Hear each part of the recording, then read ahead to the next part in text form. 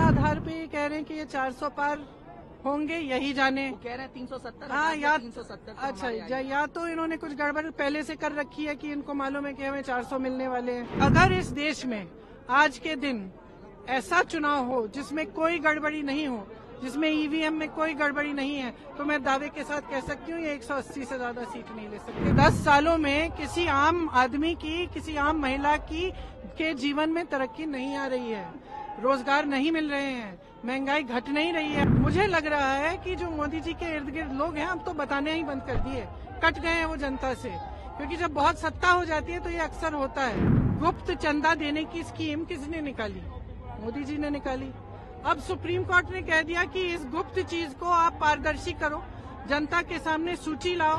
उसमें पता चला कि जो कंपनी 180 करोड़ रुपए का काम कर रही है वो आपको 1100 रुपए की चंदा दे रही है। तो भ्रष्टाचार के खिलाफ लड़ाई कैसे है?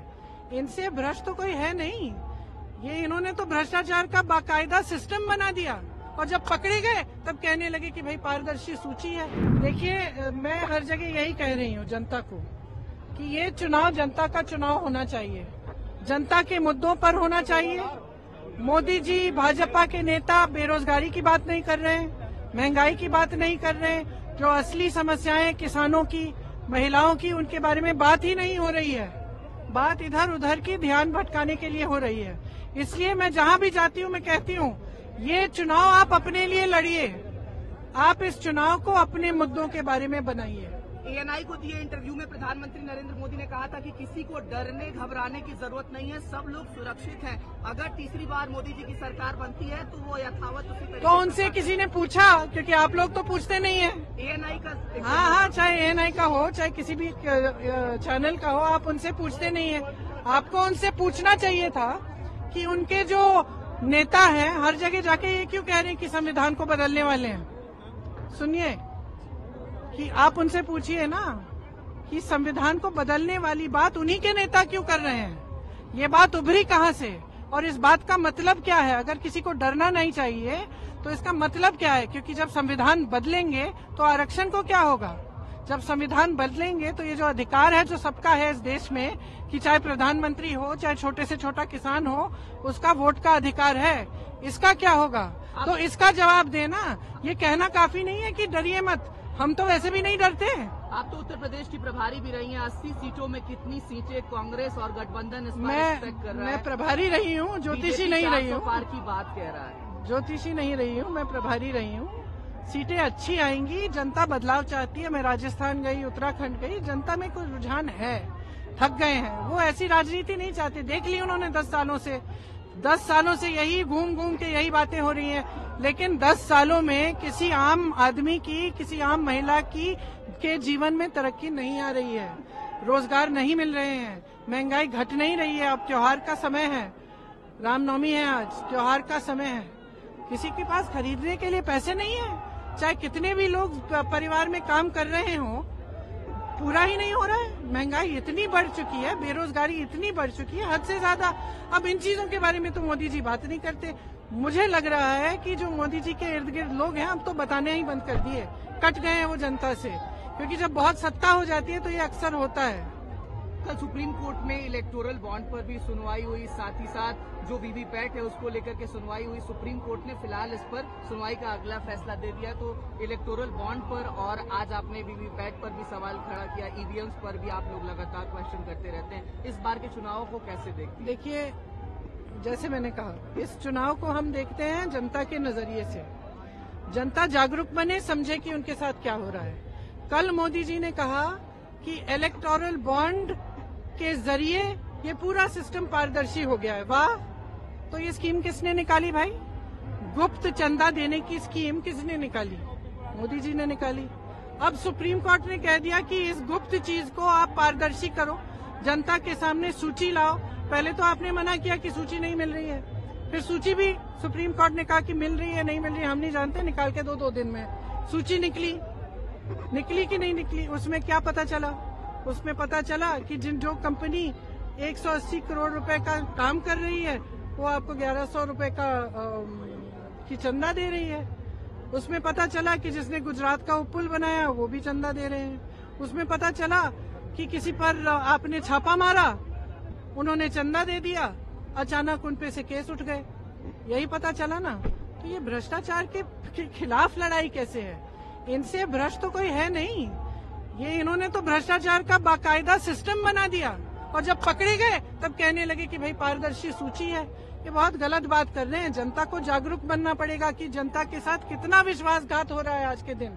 सब जितनी भी देश की संपत्ति है वो ज्यादातर इनके बड़े बड़े उद्योगपति मित्रों को दे चुके हैं। ये जहाँ से रोजगार बनते थे वो सारे साधन बंद हो गए हैं। छोटे मध्यम बिजनेस, छोटे छोटे कारोबार, दुकानदार, जो अच्छे खासे बिजनेस चल रहे हैं देश में, तो जो गिने चुने इनके दोस्त हैं, दो चार लोग हैं, उनको पूरी देश की संपत्ति आपने दे दी। इससे बड़ा भ्रष्टाचार बताइए क्या है? इससे बड़ा भ्रष्टाचार क्या है कि आप पैसों के बल पर चुनी हुई सरकारों को आप खत्म कर रहे हैं, तोड़ रहे हैं। इससे बड़ा एक लोकतंत्र में इससे बड़ा भ्रष्टाचार क्या है? मैं तो समझ नहीं पाती हूँ कि पब्लिक देख रही है, पब्लिक जान रही है कि इस विधायक को 100 करोड़ दिए, उस विधायक को 50 करोड़ दिए, सरकार गिरा दी। अब भाजपा की सरकार आ गई, 2 महीने पहले हमने किसी और सरकार को चुना था।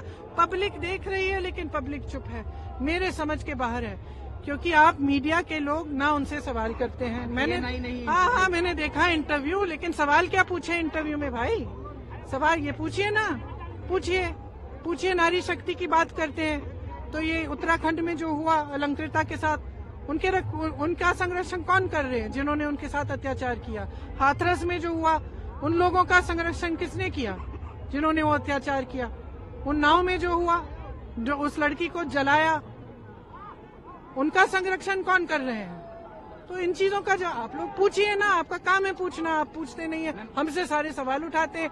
हम विपक्ष में हैं, हमारा काम है जनता के लिए लड़ना, और हम लड़ते रहेंगे। एएनआई तो सबसे सवाल पूछता है। एक सवाल आखिरी मेरा रहेगा कि इंडिया अलायंस आपने बनाया, इस बार जो एनडीए है वो कह रहा है हम 400 पार कर रहे हैं। इंडिया ने अभी अपना जो सीट्स है वो कोट नहीं किया है। आप अगर एएनआई पर सीट्स कोट कर दें अच्छा तो किस आधार पे ये कह रहे हैं कि ये 400 पार होंगे? यही जाने। वो कह रहे हैं 370। हाँ या 370। अच्छा, या तो इन्होंने कुछ गड़बड़ पहले से कर रखी है कि इनको मालूम है कि हमें 400 मिलने वाले हैं, है कि नहीं?